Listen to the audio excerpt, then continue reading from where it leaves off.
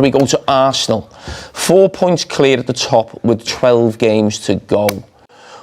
If you don't go on and win the league now, considering you could have been 9 points clear if Liverpool had hung on against Manchester City, would this be getting described as basically throwing away, bottling it, doing a Newcastle? For sure. Of course, we know it would be, and it has been in the past. I think it would have gone down as a bottle job 22, 23. Some would argue 23, 24. What people want me to do is come on here and stick to that narrative that people are pushing, which is we haven't got the minerals, the players and the managers don't have the minerals. If Arteta doesn't win this or that, he's got to go. But fuck all of that. We're 4 points clear, and no one is looking at anyone else. It's all on Arsenal, and that doesn't quite sit right with me. We've been 4 points clear actually for quite a few months now. The first time I came on here was October, and we were top of the league, and we're still top of the league. The frustration is, where I see the narrative coming from, is we could have extended that lead a lot more, and we've let City come quite close, and it's the PTSD from the past.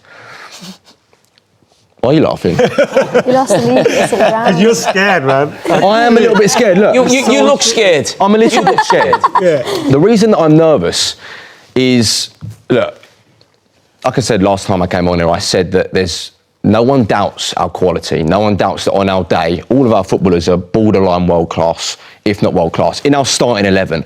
But what it is going to come down to is the mentality. And we don't know if we have that mentality yet. We do know that Man City have that mentality. I mean, Wayne, I made a comment about Arsenal about 3 or 4 weeks ago on the back of picking my Premier League team of the season so far. And you're talking about mentality. I think Arsenal have got great mentality.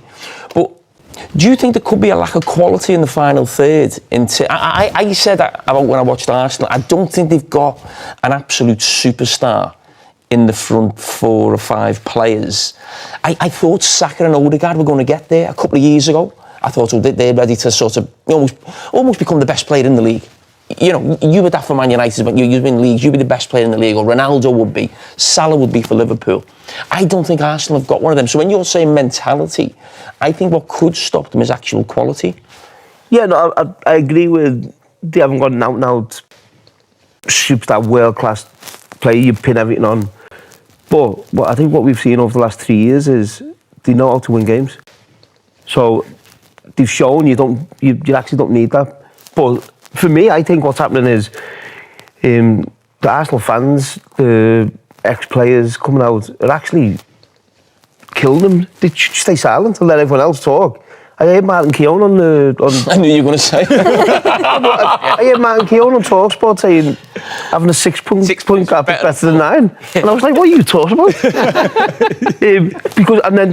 And that's an experienced player who's getting nervous, and that is what's going through to the fan. I think Arteta is actually handling it brilliantly. I think the way he's speaking, how he's coming out in the media, how he's trying to calm the players down, is brilliant. But I think it's actually other people who are connected to the club who would actually have more of an effect. And so if you look at Arsenal quality-wise, I think they've got a lot of quality. Have they got that superstar, Ronaldo, Drogba, Aguero type player who's going to make a difference? I don't think they have, but they know how to win games. And they've shown that over the last 3 years. We've scored 90 goals across all competitions, which is the most out of any English team. So it's not...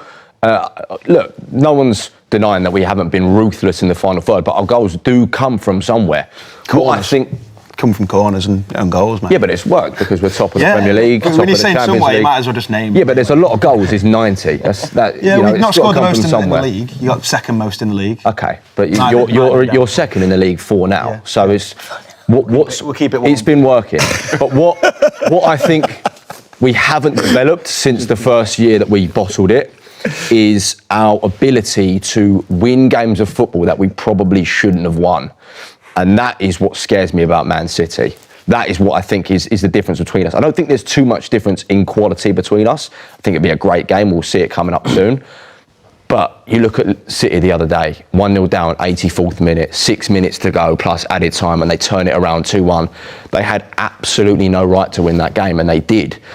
And that is what I don't think we've quite got just yet. We've had many chances to replicate those type of games.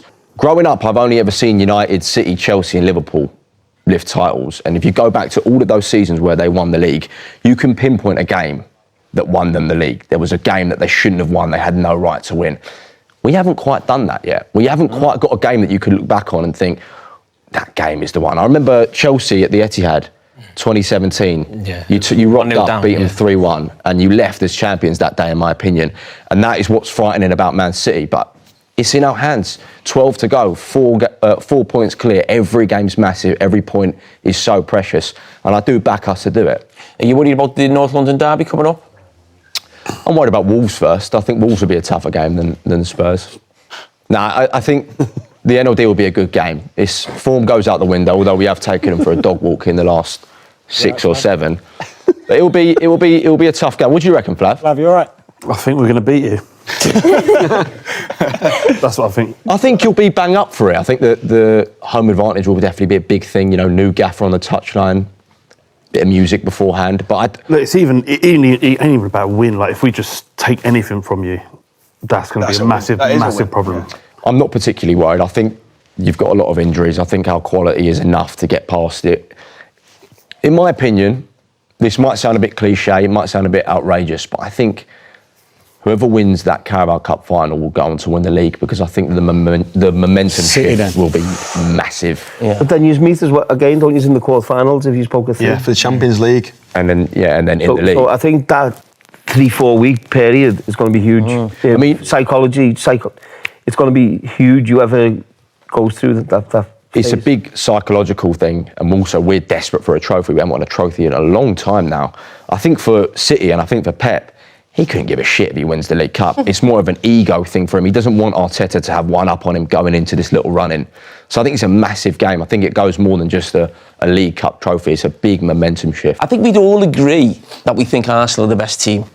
I think most of us watching this season. Yeah. 26 games in. But the point I'm trying to make is, Adam, as a Man United fan, the thing I think City have got is we've been there before. We've done this before. They don't feel the pressure. They've won 6 titles in 7 years. We don't feel it's a vintage City.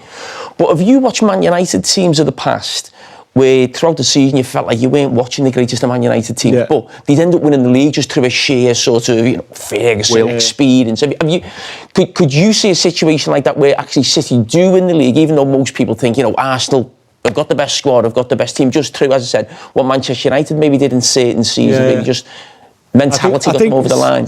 Arsenal as well, I think they're obviously one of the best teams about, but they clearly have this mental issue, and I do think at the moment a lot of their fans are kind of putting their head in the sand and being like, we actually are enjoying what's going on at the moment. It's easy to enjoy it when you're top of the league. I find if they just slip off there, the pressure from the fans then is going to come as well, and I think there'll be a lot of talk about the style of play, but I do think there's that pressure coming, and I think for a long time they would have felt this City team aren't going to string a couple of results together. They can't really get going like they have done before. But then, like I say, that result at Anfield, we've had big results like at Anfield over the years, and sometimes you get a result and you just think, this is our league title. And I think looking at City that day, because I want Arsenal to win the league, outside of their fan base, I think I'd rather see them win the league, but I think City are going to do it. I think they're cranking up the pressure a little bit, and Arsenal fans are kind of sticking their head in the sand. Oh, it's still 4 points, it's still 4 points. Next thing you know, it's going to be 2 points. Every side that wins a league, generally speaking, every side that wins a league, they do it. Like, there've been some fairly underwhelming Chelsea teams that have won the league, but they do it because of the brilliance of Diego Costa.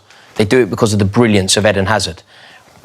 The Victor Gyökeres doesn't carry you to a league title. Yeah, but there's others in the team. No, but in forward capacity, who? That goes back to what I said earlier on. Gabriel's not going to carry. I'm saying the same as Rory.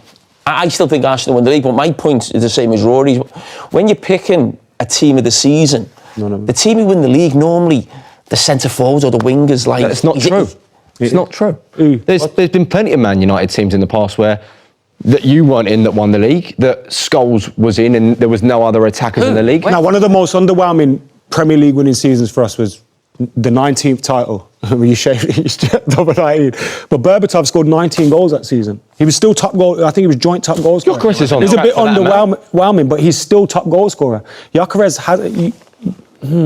ain't it. Whatever happened to the saying, attack wins you games, defence wins you leagues? You still need attackers, though. We've got attackers. Gyökeres has put in a few. Our goals are spread out. Yeah, we haven't got an out-and-out number 9 that scores 35. We haven't got an Erling Haaland, but we've got players that win games by not conceding goals. You keep talking about players like the world-class one, like Saka and Gyökeres and why are we these top guys of the ain't league, it. Adam? Why are we top of the These guys are because of your defence. Exactly. And City and Liverpool fell off massively. The whole way, that's what they're asking. Well, that's what we'll see. You're also top of the league by a Rizzler paper now, and everyone else has been abject. Like, that's the concern, isn't it? Everybody else... Ruben Amorim got us 4 more points. We're in the title race. That's how shit this league is. We just drop points, and you're thinking Arsenal are going to go 8. If Arsenal were this good, they should be 15 points clear. A prime example is what you said. We drew to Brighton. It was our 3rd draw in a row. We'd from ahead, drew to Brighton, drew to Chelsea, drew to Sunderland, 3 games in a row. The next day, you play Liverpool at home, a pretty weakened animal. Yeah. But in between us dropping points, you've dropped points as well. That's easy. No, but that's my point. We're dropping points, and you have the chance. You get the chance. And you can't do it. Wayne, can you see? You've been involved in plenty of the run-ins. You've been the team in front, getting chased by someone, and vice versa. How would you see it from a Manchester City point of view? Do you think there's any way they can win this league? Or Yeah, of course they can. I still think there's a third of the season left to go. So anything can happen from this point. Villa, no one's mentioned Villa, although I think they won't get anywhere near it. But they're still there. They're still within touching distance. I can see City win. I think Arsenal will win it. I think Arsenal are too strong. They're a powerful team, and I think they'll win it because of Arteta. I think he's been brilliant this season. I think in previous seasons, when the pressures come on, he's shown that, and that maybe filters down into the players. But I think he's handled it spot on this year, and so I think Arsenal win it. But City will, I think, will run them close. I just can't see City winning every game and Arsenal dropping the points to. Yeah, I still think City. If City beat them, it's 1 point, innit? Yeah, it's 1 point. I don't think they have to win every game like that. But by the time we get to that game, things change. So you can always look and say, "Oh, you've still got to play Man City at the Etihad," but actually, Arsenal might be 9 points clear before that they get to that game, or City might be. Even if there were 9 points clear and City win it though, you'd still go, "Ooh, 6 points. It's going to happen again." I think we were 7 points clear with 4 games to go and lost the league. 2012. So, as we're saying, there's 12, 13 games left. There's a lot of football to be played, and so literally when you get to that last handful of games, that's when you start seeing the real champions. People like to look back as well. You love to look back on previous title races in the last 3 or 4 years. Can't look forward and say you're going to win it in 3 years. No, but I mean, like the 22-23, we had a lot of fun that season. I think we were very naive to think we could have played the football we played the whole season, and we turned up to the Etihad needing to win, and you absolutely wiped the floor with us, and you showed us what real champions look like. You look at our team now, I think we've grown so much since then, on and off the pitch. We're not going to turn up to the Etihad and have a performance like that. This is a proper title race, and I think you need to show more respect to your competitors. No, but can I just say about respect? I'm just going to put it out there. You're all talking about the league, what it is like this season. None of you were respecting the other team. You couldn't even beat us. Do you know what I mean? The league is a great standard. So you're one of the only, but we're talking about, the standard of the league is rubbish. Just because the Big Six isn't the Big Six anymore doesn't mean the standard of the league is rubbish. I mean, the standard of the league's rubbish because Man United sat their manager this season.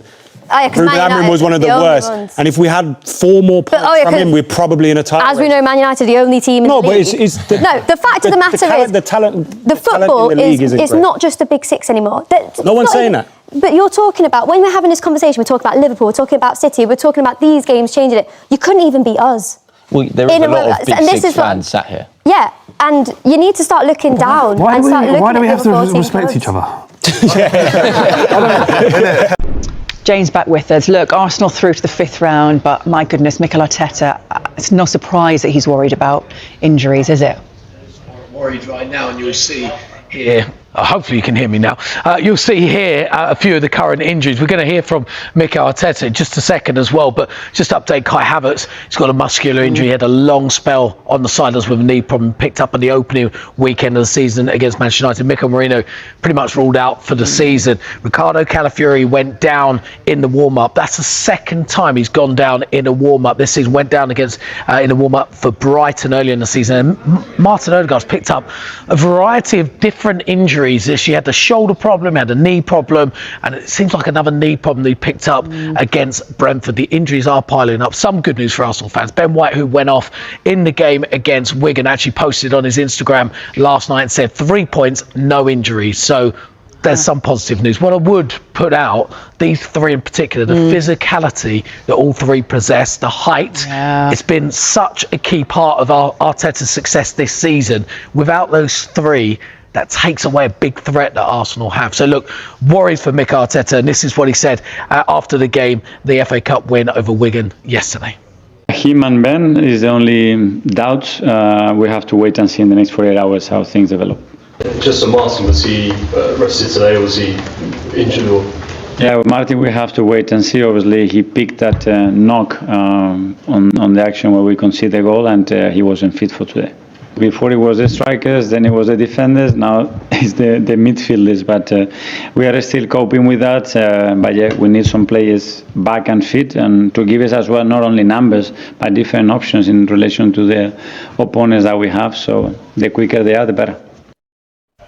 It's interesting, you said different options, and despite the fact that we all know Arsenal have got a giant squad this year, one of the key things is the options within that squad. The option of, against a more physical side, playing a Mikel Merino, against maybe more technical players, bringing in the likes of Martin Odegaard into that midfield. So without those options, it does restrict Arsenal quite a bit.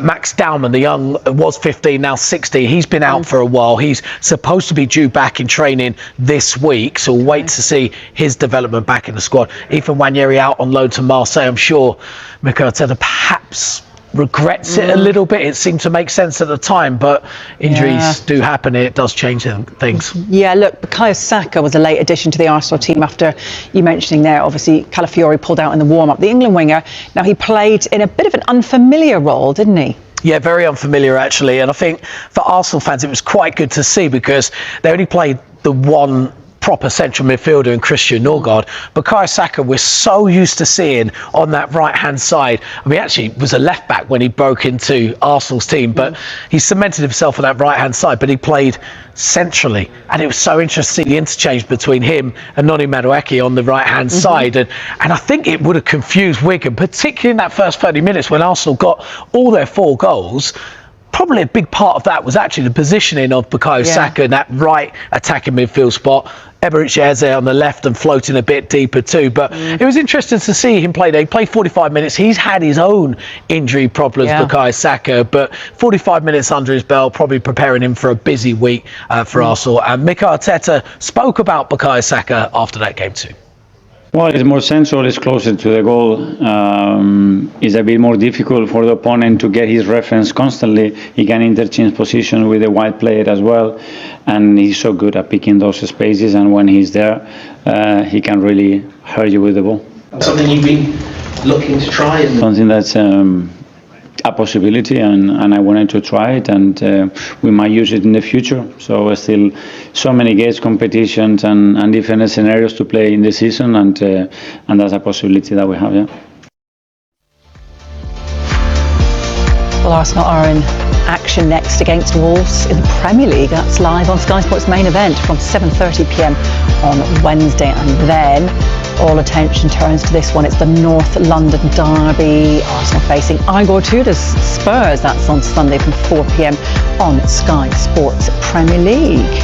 Come on, Tim, let's talk about Eberechi Eze. I want your thoughts on this because he starred, I think it's fair to say, in their 4-0 win over Wigan Athletic in the FA Cup 4th round yesterday.